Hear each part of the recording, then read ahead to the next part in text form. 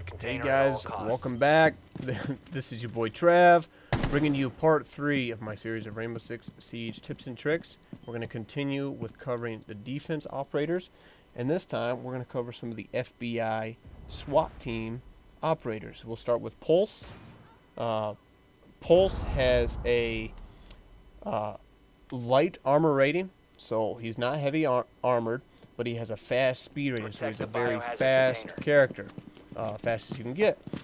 For primary weapons, you have an M10-14 pump-action shotgun, or you have the UMP-45, which is one of my favorite defense submachine guns because it has a good range and has pretty low recoil, and it works great with the holographic sight.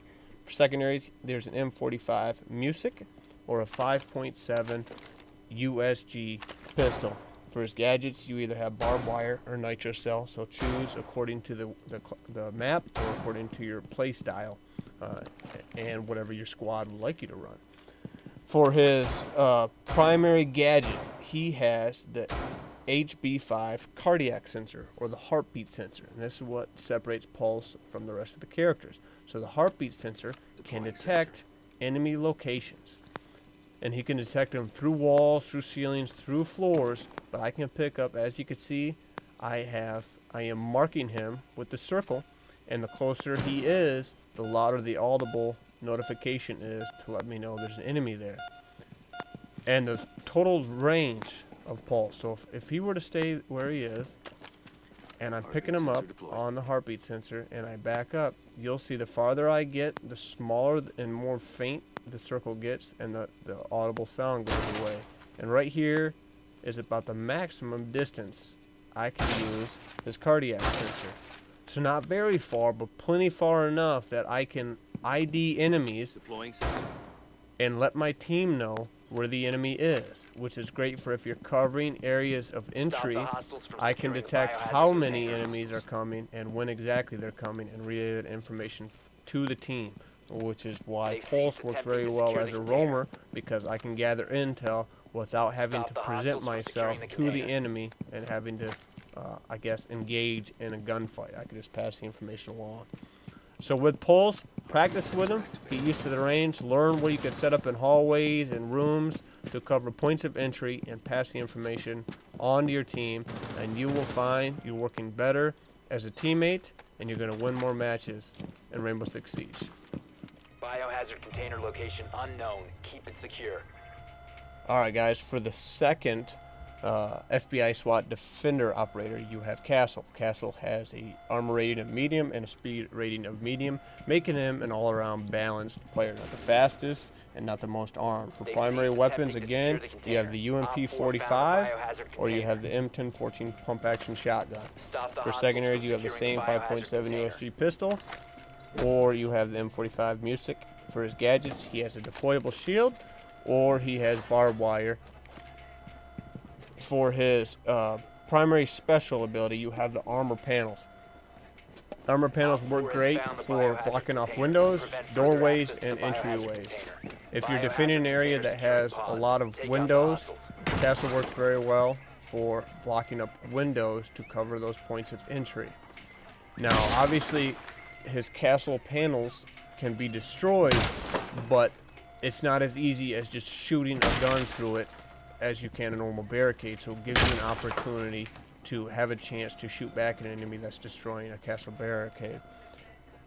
A couple ways I like to use Castle's armor panels. If I'm covering an area like we are on Consulate and I'm defending Garage, is I like to cover other points of entry into that area. So I can cover these back hallways by running back here and putting a Castle over a doorway, and I have that hallway now covered. So I could sit back, I could watch it, I could lay down, I could see feet either way. Or I can go to the other side and I can castle this side. Now, a couple quick things: if you're castling with your team and they have to get through your armor panels, maybe they're offsetting their devices or what have you, they can easily tear down your castle. And unlike the other defenders, your Castle armor panels are going to go back into your inventory so you can replace them. Another thing to consider, instead of casting off the doors right next to the objective, maybe I castle off down farther down a hallway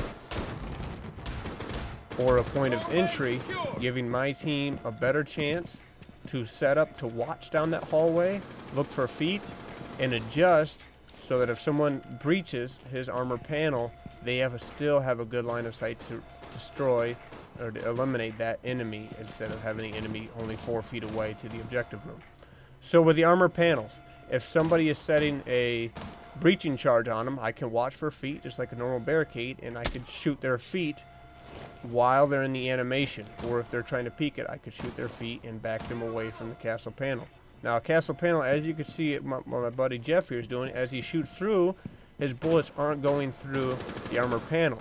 Now this works with all operators except glass. Glass can penetrate these armor panels.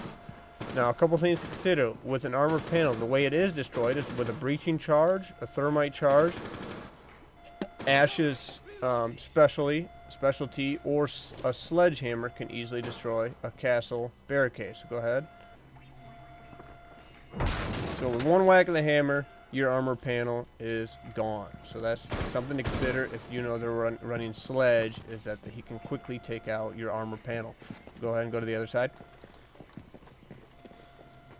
An armor panel can also be fused through, so if the enemy team is running fuse, he can fuse through an armor panel.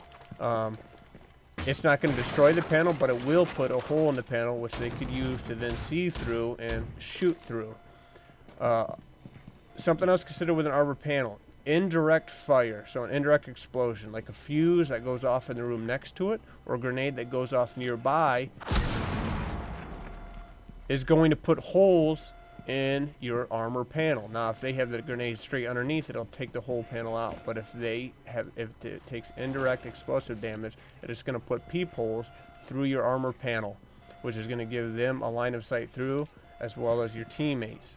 So if an explosion goes off in the room next to an armor panel, you might want to check to see if it has holes, which is going to give the enemy a line of sight through your panel.